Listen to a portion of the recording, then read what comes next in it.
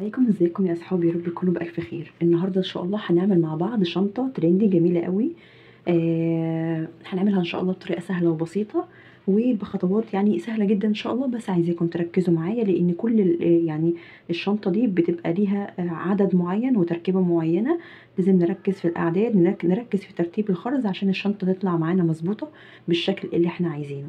اول حاجه انا هشتغل الخرز هنا بمقاس، ده مقاس 6 وده فتافيت مقاس 12. تقدروا تشتغلوا ب8 و14 مثلا، تقدروا تشتغلوا ب6 و10 برضو يمشي. تمام. هقص خيط هنا، الخيط ده مقاس 60. اول حاجه هبتدي احط في الخيط ده 6 خرزات. هبتدي احط 6 خرزات. اول حاجه هجيب خرزات، ده على فكره كريستال بلاستيك، ده كريستال بلاستيك اهو مقاس 6. تمام. هحط واحده هنقول عليها هي المفروض ذهبي، بس هقول عليها صفرة، واحده صفرة، واحده بيضه، بعد كده واحده صفرة، واحده بيضه، واحده صفرة، واحده بيضه. ده الترتيب بتاعهم اهو. تمام. هوسطن هساوي طرفين الخيط مع بعض. انا كده سويت طرفين الخيط مع بعض. عندي ترتيب الخرز زي ما انتم شايفين كده، واحده صفرة وواحده بيضه، واحده صفرة او واحده صغيره واحده كبيره، واحده صغيره واحده كبيره، واحده صغيره واحده كبيره. دلوقتي احنا هنقفل في الخرزه الكبيره اللي هي الفتافيت دي. لو انتوا هتشتغلوا بالفتحه بخرز يعني مقاس كبير، الفتحه بتاعته تكون واسعه، تقدروا تشتغلوا بالعقده. لو الخرزه بتاعتكم ضيقه او الفتحه بتاعتها ضيقه، يستحسن تشتغلوا بطريقه التبديل او عكس عكاس زي ما انا هعمل دلوقتي اهو. هجيب طرف الخيط، همسك، بصوا انا همسك الخرزه الكبيره دي، همسك الخرزه الكبيره دي وابتدي ان انا ابدل الخيط فيها. هبتدي امسك طرف الخيط اليمين اللي هو التاني وابتدي احطه في نفس الخرزه كده اهو من تحت لفوق. شد كويس. ده هيبقى شكل الغرزه. بصوا ده هيبقى شكل الغرزه معايا. تمام كده. بعد كده هعمل ايه؟ عندي طرف خيط يمين وطرف خيط شمال. طرف الخيط اليمين ده هبتدي احط فيه، همسك كده هحط فيه ايه؟ انا دلوقتي عايزه اعمل غرزه سداسيه. تمام. هنشتغل غرز سداسيه، كلها هتبقى غرز سداسيه خلاص. فهشتغل غرزه سداسيه، فبالتالي انا هنا عندي خرزه واحده اهي. انا عندي هنا الخيط بتاعي طالع من خرزه واحده، اذا انا عايزه عليه 5 خرزات. الخمس خرزات دول هيكونوا ازاي؟ هيكونوا واحده ذهبي، واحده ابيض في طرف. تمام. الطرف التاني هحط واحده واحده ذهبي اللي هي الصغيره، واحده ابيض. تمام كده اهو. احنا كده ايه؟ حطينا في الطرف اليمين واحده صفرة وواحده بيضه، والطرف الشمال واحده صفرة وواحده بيضه. بعد كده هاخد اي طرف خيط فيهم، هبتدي احط فيه واحده صفرة اهي، وهبدل الخيط فيها. او ممكن اقفل، انا ممكن اقفل برضو عادي اهو. هرجع تاني كده بنفس طرف الخيط في الحلقه دي، في الخرزه الصفرة الصغيره اهي، واطلع منها طرف الخيط التاني.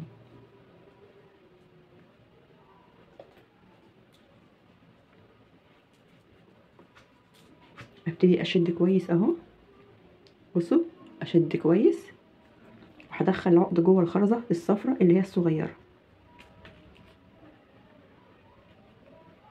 بشد كويس اهم حاجه علشان العقده بتاعتي، عشان يعني الوحده بتاعتي تبقى ماسكه نفسها. ده هيبقى شكلها اهو زي ما انتم شايفين. يبقى اول حاجه هنجيب الخيط بتاعنا، هنحط فيه 6 خرزات. الست خرزات دول هيبقوا عباره عن واحده صغيره، واحده كبيره، واحده صغيره، واحده كبيره، واحده صغيره، واحده كبيره. تمام. دول 6. هنقفل فين؟ هنقفل في الكبيره، هنقفل في الكبيره. بعد كده طرف الخيط اليمين هحط واحده صفرة، واحده صغيره، وواحده كبيره. طرف الخيط الشمال هحط واحده صغيره وواحده كبيره. تمام. وبعد كده هجيب واحده صغيره هي دي اللي هقفل فيها. طيب بعد كده هعمل ايه؟ عايزه برضو اعمل 6 خرزات تانيين، ولكن المره دي مش هحط فتافيت خالص، لا هحط كله بالخرز الصغير ده الذهبي. فهجيب طرف الخيط اليمين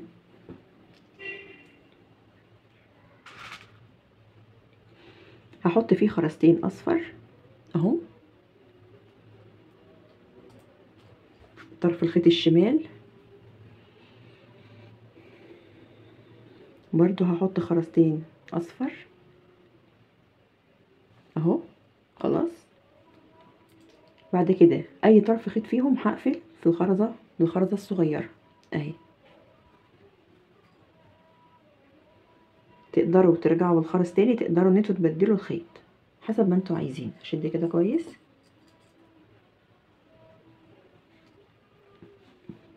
ده شكلها اهو، ده هيبقى شكلها كده. خلاص، بعمل ايه انا او على اي اساس انا بحدد او بعرف يعني امتى احط الخرز اللي هو الفتافيت وامتى اعملها دايره كده؟ هنعمل ايه في السطر الاولاني اللي هو بنبدا ان احنا نمشي فيه لفوق ده، بنعمل وحدتين بالفتافيت، بنعمل وحدتين يعني واحده سداسيه غرزه سداسيه اهي، وبعد كده فوقيها غرزه سداسيه برضو فيها الفتافيت، والغرزه اللي بعدهم بتبقى ايه؟ بتبقى كلها الخرز اللي هو مقاس 6 اهي. اهم حاجه تبقى 6 خرزات. خلاص، اهم حاجه نعد كويس الخرز بتاعنا. خلاص، طب بعد كده هعمل ايه؟ هكرر نفس اللي انا عملته ده مرتين كمان، مرتين كمان. ازاي؟ هاخد طرف الخيط اليمين، هبتدي انا هنا الخيط بتاعي طالع من الخرزه الصفرة دي الصغيره اهي، فبالتالي هبدا ان انا ادخل الخرز اللي هو الكبير.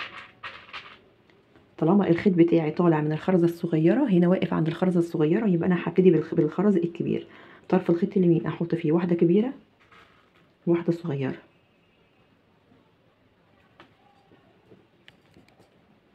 طرف الخيط الشمال برضو هحط فيه واحده كبيره وواحده صغيره. خلاص، بعد كده هعمل ايه؟ هجيب واحده كبيره اهي، هرجع بيها تاني بالخيط وابتدي اطلع منها طرف الخيط التاني.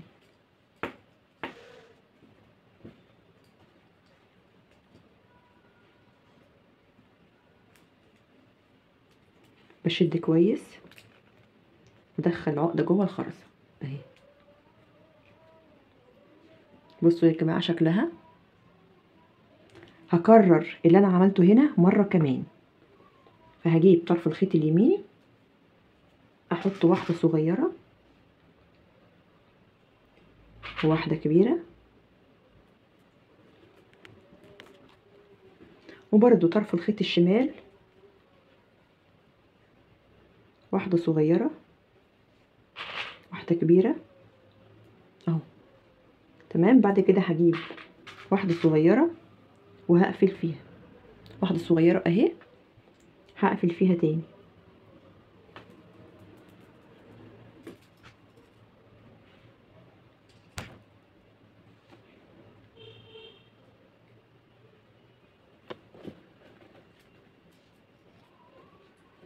ببتدي اشد كويس وادخل العقده جوه الخرزه اهي.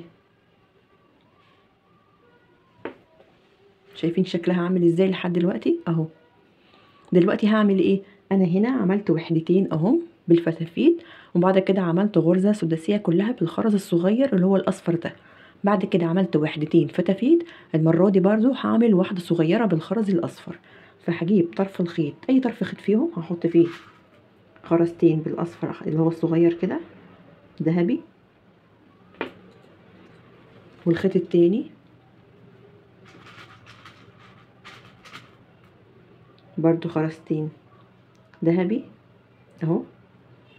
بعد كده هقفل، هجيب خرزه ذهبي كمان اهي وهقفل فيها. طريقتها سهله جدا جدا يا بنات، بس عايزه شويه تركيز مش اكتر. بدخل العقده كويس جوه الخرزه.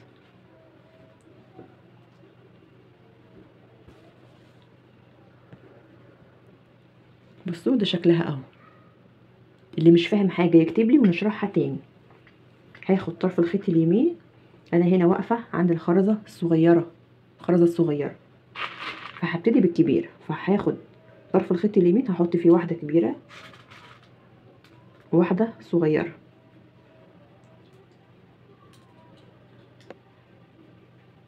الطرف التاني احط واحدة كبيرة واحدة صغيرة اهي، بصوا بالشكل ده كده. بعد كده هاخد اي طرف فيهم واحط واحدة كبيرة واقفل فيها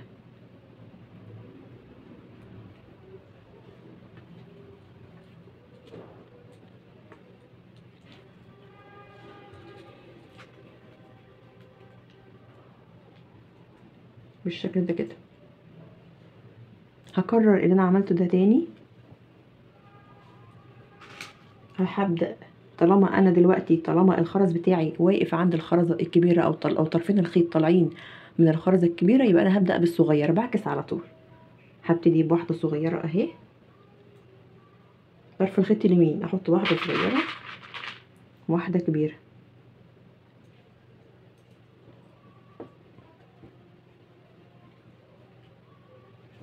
طرف الشمال برضو بحط واحدة صغيرة واحدة كبيرة اهي. تمام، بجيب واحدة صغيرة بقفل فيها.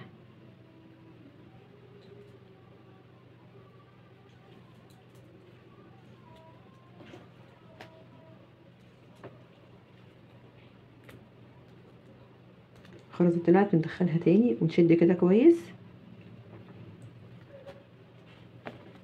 اهو، بشد كده وبدخل العقدة جوه الخرزة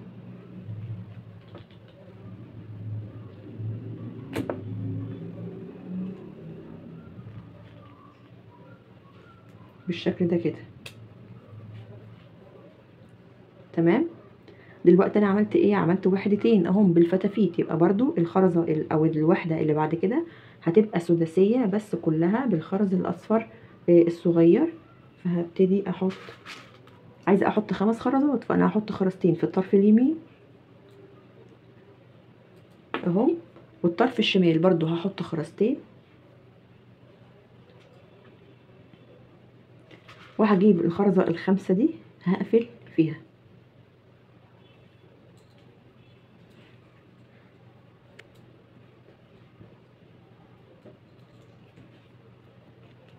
بصوا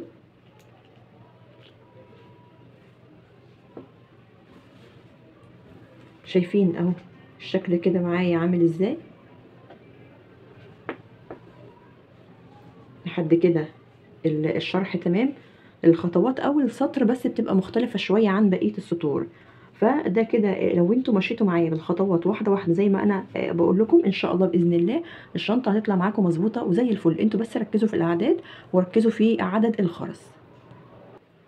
خلاص هكمل يا بنات. يبقى انا دلوقتي الخيط بتاعي واقف عند الخرزة الصغيرة، هبتدي بالخرز الكبير.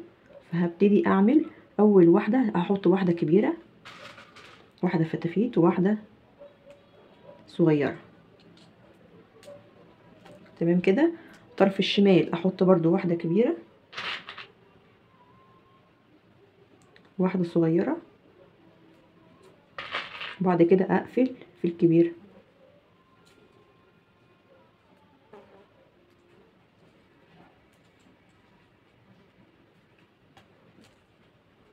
اهي، بشد كويس وادخل العقدة جوه الخرز. جميلة جدا جدا. خلي بالكم في الخطوة اللي جاية، عشان احنا دلوقتي الخطوة اللي جاية او الغرزة اللي جاية هتبقى اخر غرزة في السطر بتاعنا. تمام، فهعمل ايه؟ بصوا انا هاخد اي طرف خيط فيهم، وهبتدي احط فيه زي ما قلت لكم. انا عايزه الغرز بتاعتي كلها تبقى غرز سداسيه. دلوقتي انا عندي الخيط بتاعي طالع من الخرزه اللي من خرزه واحده، فبالتالي معناها ان انا عايزه 5 خرزات علشان اكونهم غرز سداسيه. فدلوقتي الترتيب بتاعي هيبقى ازاي؟ اول حاجه هاخد طرف خيط فيهم، وزي ما قلنا قبل كده طالما انا بشوف الخيط بتاعي واقف فين، وببتدي ان انا اشوف يعني واقف على خرزه كبيره ولا واقف على خرزه صغيره، وابدا احط العكس. انا هنا عندي الخيط بتاعي طالع من خرزه كبيره، هبتدي بخرزه صغيره، فاذا طرف خيط فيهم هحط فيه 3 خرزات عباره عن واحده صغيره واحده كبيره واحده صغيره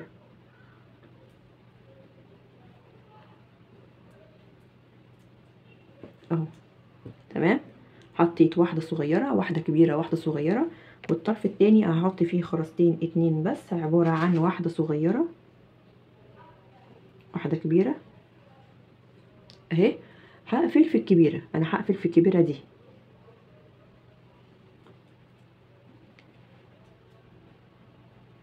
بعمل الحلقه وبطلع منها طرف الخيط التاني اهو. بشد كويس، بصوا اهم حاجه بشد كويس كده، وبمسك الخرزه وادخل فيها العقد اهي. ده هيبقى شكلها. انا عايزه الخيط بتاعي يبقى طالع من الخرزه الكبيره دي. هقلب الشغل بتاعي، ده هيبقى شكلها اهو. دلوقتي هبتدي اعمل ايه؟ هاخد طرف الخيط اللي من تحت وهبتدي احط فيه واحده صغيره، واحده كبيره، واحده صغيره، واحد اتنين تلاته، وانا معايا واحده اربعه. احط واحده كبيره يبقى كده خمسه، واحط واحده صغيره كمان يبقوا كده ايه ست. صغير كبير صغير كبير صغير. هرجع في الصغيره تاني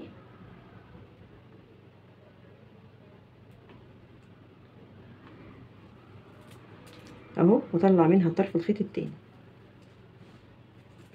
هبتدي اشد كويس وادخل العقده جوه الخرزه. ده شكلها لحد دلوقتي، بصوا اهو. ده كده شكلها لحد دلوقتي.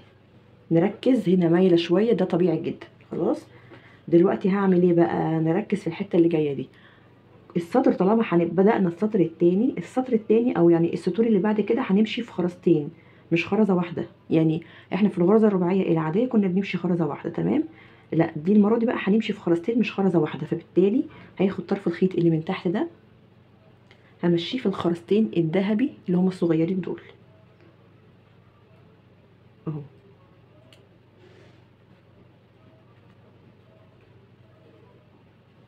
ادي واحد. لو لقيت الخيط مش عايز يخش ببتدي اكسر كده علشان الخيط يرضى ان هو ايه يخش بمنتهى السهوله. خلاص انا كده طرفين الخيط بتوعي طالعين من 3 خرزات اللي هم الذهب الصغيرين دول.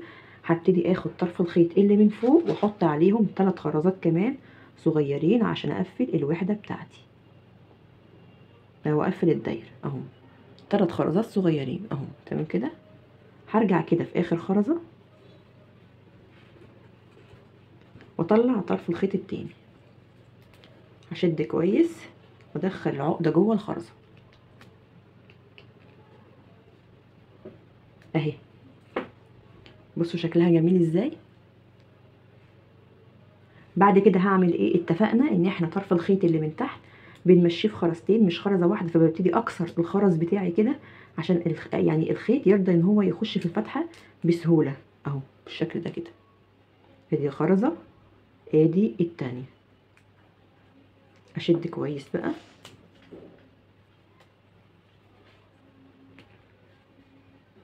تمام. عندي كده طرفين الخيط اهم طالعين من الخرزه الصفرة دي والخرزه البيضه دي والخرزه الصفرة اللي جنبها. بالتالي انا الخرز بتاعي الخيط بتاعي طالع من الخرزه الصفرة الصغيره، معناها ان انا هبدا بالخرز الكبير اللي هو انا عايزه اكملهم 6 فمحتاجه عليهم 3. فهحط واحده فتافيت كبيره، واحده صغيره، واحده كبيره اهو تمام كده اهم. هعمل ايه دلوقتي؟ هرجع في الخرزه الكبيره دي تاني، هرجع فيها اهي. رجعت فيها عملت الحلقه اطلع منها طرف الخيط التاني. بصوا بشد كده كويس، بشد واروح مدخله العقده جوه الخرزه تمام كده. كل اللي هعمله دلوقتي هعمل ايه؟ همشي بالخيط اللي من تحت. همشي بيه ايه؟ همشي بيه خرزتين اتنين مش خرزه واحده. فهعمل كده ادي اول خرزه،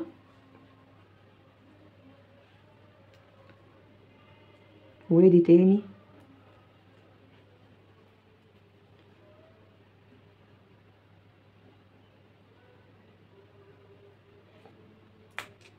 لازم اكسر الخرز كده عشان الخيط يرضى يعدي. خلاص يبقى انا كده عندي الخيط بتاعي لازم يبقى طالع من 3 خرزات اهم، الفتافيت دي والصغيره دي والفتافيت اللي جنبها.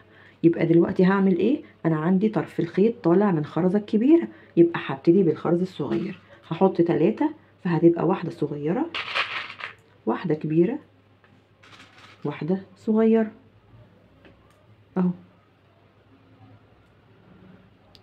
خلاص كده هرجع في اخر خرزة اللي هي الصغيرة دي واطلع منها طرف الخيط التاني بالشكل ده كده، اشد كويس. خلاص ادي الشكل اهو. هلاقي نفسي فين؟ عند الثلاث خرزات اهم.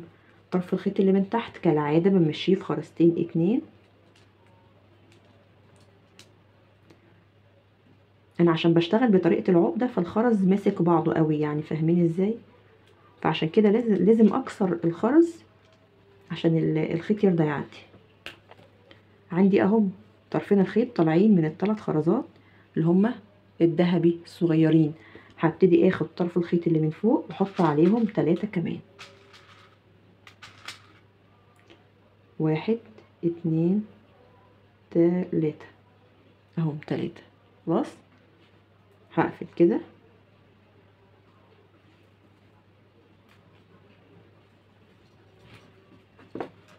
بصوا، بشد كويس وادخل العقده جوه الخرزه. طبعا ده عشان خرز مقاس 6 فبيبقى مقرف في العقده بتاعته شويه، بس انا بحب اشتغل بطريقه العقده بصراحه. بصوا بتبقى مخليه الشغل ماسك نفسه ازاي. طيب نكمل. افضل انا مكمله كده لاخر السطر بنفس الطريقه دي بالظبط. يعني الخيط بتاعي اللي من تحت هيعدي في خرزتين اهم، ادي 1 وادي 2. بعد ما بعدي الخيط بتاعي اللي من تحت في خرزتين ببدا اشوف الخيط بتاعي اللي من فوق طالع من انهي خرزه، طالع من الخرزه الصغيره ولا طالع من الخرزه الكبيره. هلاقيه هنا طالع من الخرزه الصغيره، معناها ان انا الثلاث خرزات اللي هحطهم هبتدي بخرزه كبيره. حطيت خرزه كبيره اهي، بعد كده واحده صغيره، واحده كبيره اهو. تمام كده. هرجع في اخر خرزه تاني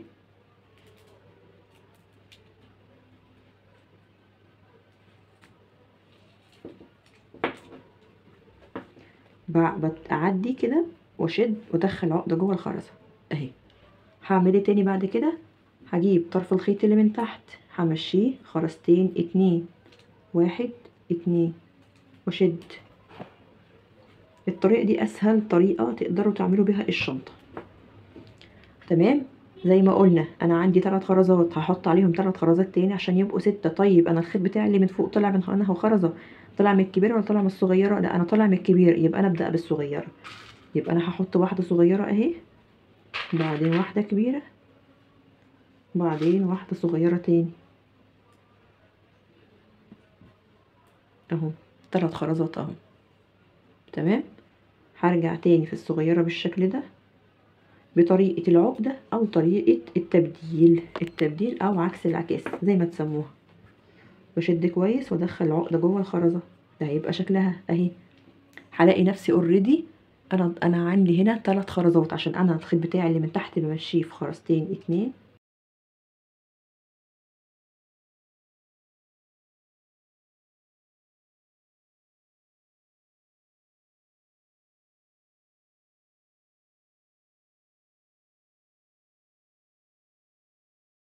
طالع معايا ايه من 3 خرزات اللي هم الصغيرين دول. هبتدي احط عليهم 3 خرزات في طرف الخيط اللي من فوق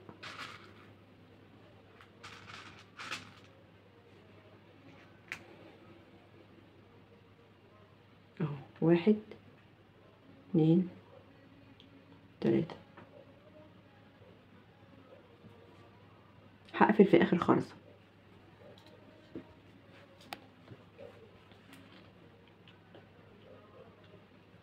خلاص هكمل لحد هنا وارجع لكم في الخرزه الاخيره.